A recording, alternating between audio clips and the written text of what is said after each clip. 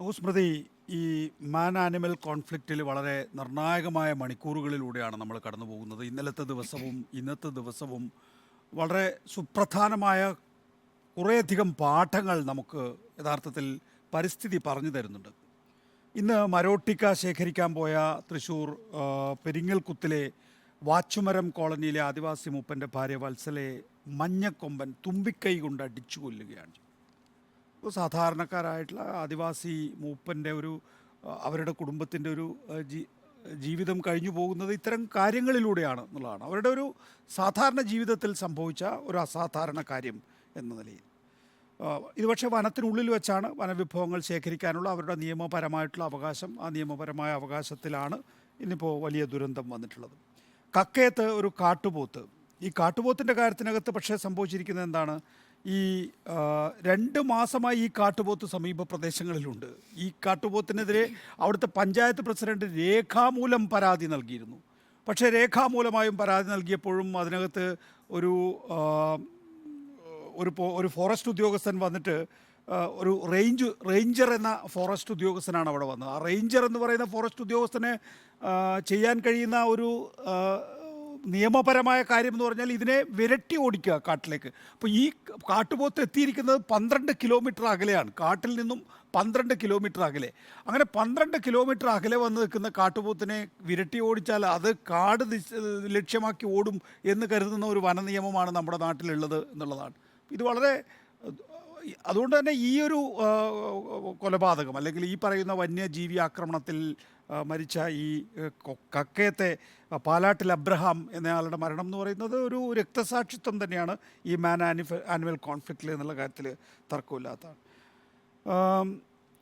ഏതായാലും ഇതൊരു അലംഭാവമെന്നോ അല്ലെങ്കിൽ പ്രതിരോധം വൈകുന്നോ എന്ന ചോദ്യത്തിൻ്റെയോ അപ്പുറത്തേക്ക് ഇത് നേരത്തെ ഡോക്ടർ അരുണും ശ്രീ ആൻഡ്രൂ അഗസ്റ്റിനും ചൂണ്ടിക്കാണിച്ച പോലെ തന്നെ വനം വകുപ്പിൻ്റെ സമ്പൂർണ്ണ പരാജയമാണ്. യഥാർത്ഥത്തിൽ ഇത് വനം വകുപ്പിന് മാത്രമായി ഈ വിഷയം വിട്ടുകൊടുക്കുന്നതിലാണ് ഇനിയുള്ള ചോദ്യം വരേണ്ടത്. യഥാർത്ഥത്തിൽ ഈ വൈൽഡ് ലൈഫിനെ പ്രൊട്ടക്റ്റ് ചെയ്യുക എന്ന വനം വകുപ്പിൻ്റെ ഉത്തരവാദിത്തം, അവർ പറയുന്ന ഉത്തരവാദിത്വം ഉണ്ടല്ലോ, അതിനപ്പുറത്തേക്ക് ആ സ്റ്റേറ്റ് എന്ന് പറയുമ്പോൾ നമുക്കറിയാം അതിൻ്റെ വ്യാഖ്യാനത്തിൽ രാജ്യം ഉണ്ടാകും, സംസ്ഥാനം ഉണ്ടാകും, നമ്മൾ ജനങ്ങളും ഉണ്ട്. അപ്പോൾ ഒരു സ്റ്റേറ്റിൻ്റെ ഉത്തരവാദിത്തമായി ഇത് മാറിയിരിക്കുകയാണ്.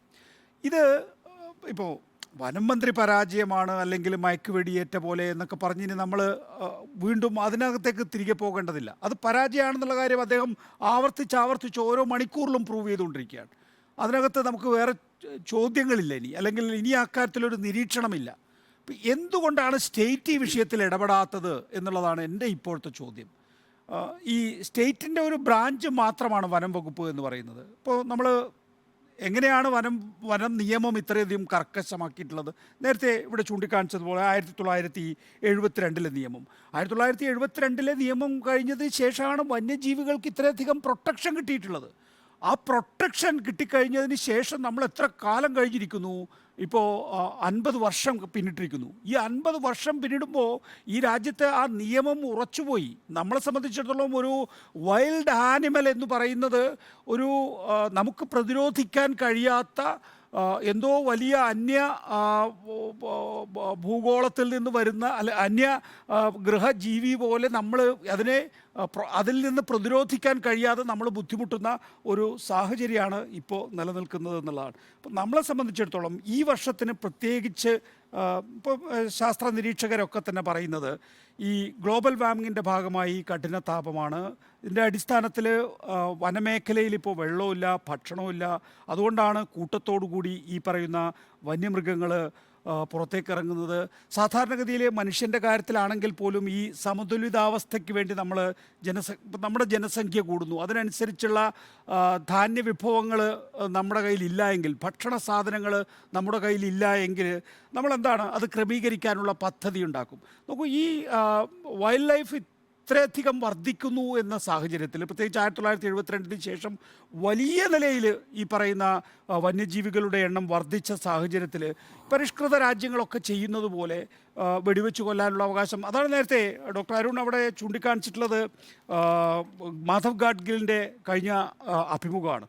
ഒരു പരിസ്ഥിതി ശാസ്ത്രജ്ഞൻ തന്നെ ഈ മേഖലയിലേക്ക് കടന്നു കയറി എന്താണ് അതിൻ്റെ പരിഹാരം എന്ന് പറയുമ്പോൾ തന്നെ അതിൻ്റെ ആ വിഷയത്തിൻ്റെ ഒരു ഗൗരവം നമ്മൾ ഉൾക്കൊള്ളേണ്ടതാണ്.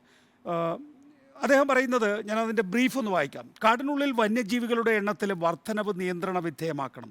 മനുഷ്യനും വന്യജീവികളും തമ്മിലുള്ള സംഘർഷം ഗുരുതരമായി കൊണ്ടിരിക്കുന്ന സാഹചര്യത്തിൽ ആനയാണല്ലോ ഇപ്പോൾ നമ്മളെ സംബന്ധിച്ചിടത്തോളം ഏറ്റവും വലിയ ഒരു ശത്രുവായി മാറിയിരിക്കുന്നത്. ആനവേട്ട പൂർണ്ണമായും നിലച്ചാൽ അവയുടെ സംഖ്യ സ്ഫോടനാത്മകമാകും.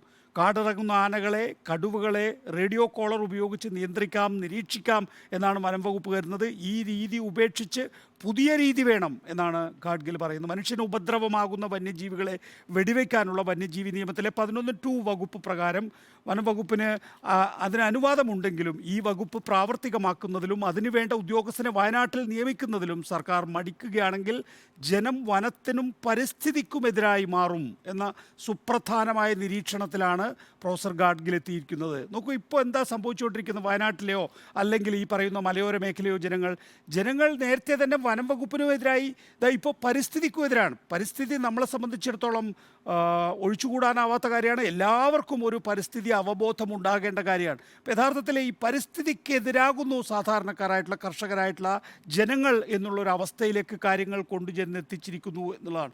അടുത്ത കാലം വരെ തുകൽ ഉൽപ്പന്നങ്ങൾക്ക്, അതാണ് നേരത്തെ അരുൺ ചൂണ്ടിക്കാണിച്ചത്, തുകൽ ഉൽപ്പന്നങ്ങൾക്ക് വേണ്ടി നാഗാലാൻഡിൽ ആനയെ വേട്ടയാടിയിരുന്നു. ആഫ്രിക്കൻ രാജ്യങ്ങളിൽ ഇപ്പോഴും ആനയെ വേട്ടയാടുന്നുണ്ട്. മനുഷ്യൻ്റെ 3 ലക്ഷം കൊല്ലത്തെ ചരിത്രത്തിൽ പ്രധാന ഭക്ഷണ ഇര ആനയായിരുന്നു. കാട്ടുപന്നികളെ വേട്ടയാടി അവയുടെ മാംസം കഴിക്കാൻ കോൺഗ്രസ് MLA ജ്ഞാനേന്ദ്ര കർണാടക നിയമസഭയിൽ ആവശ്യപ്പെട്ട കാര്യം ഒക്കെ ചൂണ്ടിക്കാണിക്കുന്നു പ്രൊഫസർ ഗാഡ്ഗിൽ. അപ്പോൾ ആദ്യമായിട്ടായിരിക്കും ഇത്തരത്തിൽ ഒരു കൂലങ്കഷമായ മാറ്റം ഒരു പരിസ്ഥിതി ശാസ്ത്രജ്ഞനിൽ നിന്ന് ഉണ്ടാകുന്നത്. അത് പ്രൊഫസർ മാധവ് ഗാഡ്ഗിലിൻ്റെ ഭാഗത്ത് നിന്ന് തന്നെ ഉണ്ടാകുന്നു എന്നുള്ളത് വളരെ പ്രധാനപ്പെട്ടതാണ്. സ്വാഭാവികമായിട്ടും നമ്മൾ ചെവി കൊടുക്കേണ്ട ഒരു ശബ്ദമാണ് മാധവ് ഗാഡ്ഗിലിൻ്റേത് എന്ന കാര്യത്തിൽ തർക്കമില്ല. നേരത്തെ ചൂണ്ടിക്കാണിച്ചതുപോലെ തന്നെ ഈ ഗ്ലോബൽ വാർമിങ്ങിൻ്റെ പശ്ചാത്തലത്തിൽ വലിയ ചൂട് കാട്ടിൽ അനുഭവപ്പെടുന്നുണ്ട്. അതുകൊണ്ട് തന്നെയാണ് വന്യമൃഗങ്ങൾ കൂട്ടമായി നാട്ടിലേക്ക് ഇറങ്ങുന്നത്.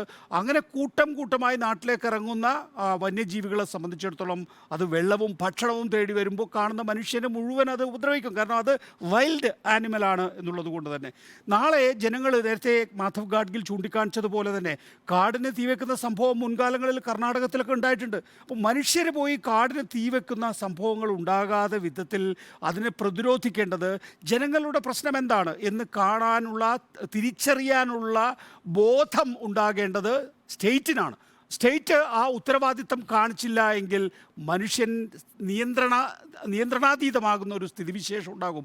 നോക്കൂ, ഇക്കാര്യത്തിൽ നമുക്ക് ഇപ്പോഴും നമ്മൾ വളരെ നമ്മുടെ മുന്നിൽ കണക്കുകളില്ല. പലപ്പോഴും പറയുന്ന കണക്കുകളുമായി യഥാർത്ഥ കണക്കുകൾ ഒരു ബന്ധവുമില്ല എന്നുള്ള സ്ഥിതിവിശേഷമുണ്ട്. ഇപ്പോൾ വയനാട്ടിലെ കടുവകളെക്കുറിച്ച് നമ്മൾ കടുവ ചർച്ച ചെയ്ത ദിവസം പറയുമായിരുന്നു. 87 കടുവയാണ് ഉള്ളത് എന്നാണ് വനം വകുപ്പ് പറയുന്നത്. പക്ഷേ അതിൻ്റെ 3-4 ഇരട്ടിയാണ് അവിടുത്തെ കടുവകളുടെ പോപ്പുലേഷൻ എന്ന് പറയുന്നത്. വനം വകുപ്പ് എന്ത് ചെയ്യുന്നു? ഇത് ജനങ്ങളെ പ്രകോപിതരാകാതിരിക്കാൻ വേണ്ടി, ജനങ്ങൾ അസ്വസ്ഥരാകാതിരിക്കാൻ വേണ്ടി ഇതിൻ്റെ കണക്ക് കുറച്ച് പറയുന്നു എന്നുള്ളതാണ്. അപ്പോൾ കണക്കെടുപ്പ് വേണം. അതിനെ ക്രമീകരിക്കാൻ എന്ത് മാർഗം എന്നാലോചിക്കണം. അതുപോലെ തന്നെ ഇതിന് ഭക്ഷണം അടക്കമുള്ള കാര്യങ്ങൾ എത്തിക്കാൻ വേണ്ടി മനുഷ്യനെന്ത് ചെയ്യാൻ സാധിക്കും എന്ന് പറയണം. ഇതിനൊരു കമ്മീഷനാണ്. നമ്മളിപ്പോൾ പശ്ചിമഘട്ട മലനിരകളുടെ കാര്യത്തിനകത്ത് മാധവ് ഗാഡ്ഗിൽ കമ്മീഷൻ വെച്ചതുപോലെ തന്നെ നമുക്കിതിനൊരു കമ്മീഷൻ വേണം. അതിനകത്ത് പരിസ്ഥിതി ശാസ്ത്രജ്ഞർ വേണം, വന്യമൃഗ എക്സ്പെർട്ടുകൾ വേണം, ജനപ്രതിനിധികൾ വേണം, സാധാരണക്കാരായിട്ടുള്ള മലയോര കർഷകർ വേണം. അവരുടെയൊക്കെ ഉള്ള ഒരു കമ്മീഷൻ ഉണ്ടാവുകയും ഇക്കാര്യത്തിലൊരു വ്യക്തമായ രൂപം സർക്കാരിനുണ്ടാവുകയും ചെയ്യുക എന്നുള്ളത് മാത്രമാണ് ജനങ്ങളെ സമാധാനിപ്പിക്കാനുള്ള ഏക പോംവഴി എന്ന് പ്രാഥമികമായി പറയും. ശരി.